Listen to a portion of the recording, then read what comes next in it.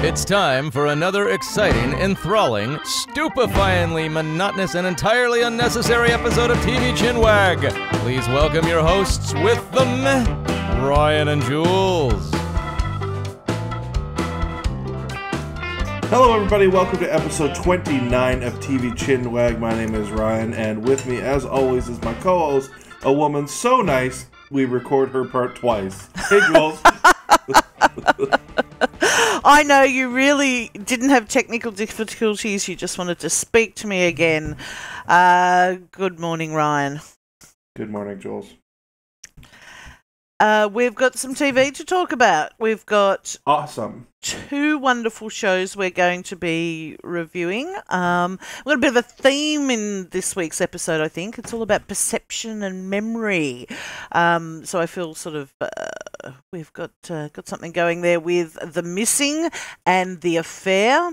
And we're also going to be speaking about the podcast that everyone's listening to, besides TV Chinwag, of course, and that's The Serial. Right. So, but first of all, some news. As we were talking about last week, Michelle McLaren, a TV director who people will know from shows such as Breaking Bad and Game of Thrones, has been picked to direct the new Wonder Woman movie.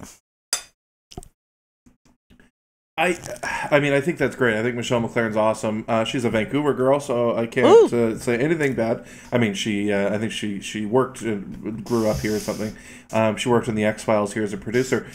You know, it's always interesting to see television directors going to movies. Well, it's a rare thing, I isn't think it? it's easier. It's a rare thing, though. They're very. I mean, it's the same title, but they're very different animals. In television, especially in a serial, if you come in as a director of the week, you have very little control as to what happens. I mean, the actors already know their characters. You're not telling there's no character development. You're not saying, I think your character feels like this. No.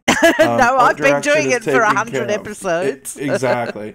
Art direction is already taken care of, and they know what it's supposed to look like. So even the DP knows exactly what it's going to look like. So as a television director, you're really coming in and saying, well, I want the camera to move from here to here, and I want this actor to move from here to here through the scene, and I want it to play out like this. So you really are really camera focused at this point. Maybe you do a bit of casting and stuff like that, but you're limited to what you can do. Maybe prop choices and things like that. With a movie, you are now essentially the showrunner. I mean, you're talking about your character's development and what that character would actually act like and how that would happen, and everything from picking the curtains to picking the cast. So it's a little bit, it's a heck of a lot more work, and you have substantially more control. Now, Michelle McLaren, coming from a producing background, she's obviously going to be aware of all that intricacy that has to go into the director's job. So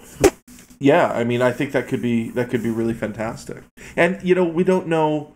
She's done a great job with the shows that she's worked on, but again, you're really kind of cookie cuttering it in television. So can she create new and interesting and wonderful out of nothing? I don't know. I look forward to seeing it. Personally, I find it the Wonder Woman movie, I don't know if it's doable, if it's something that can be done well.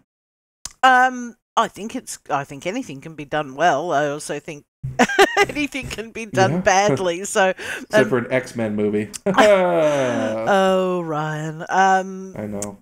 Yes. Look, and there's obviously a huge weight of expectation on the movie, not just because finally a Wonder Woman movie, but also I think DC's feeling a bit under the gun when it comes to the movie stakes. I mean, the Marvelverse has certainly been ruling in terms of box office. We've of course got Wonder Woman will make an appearance in Superman versus Batman, which is coming out next year.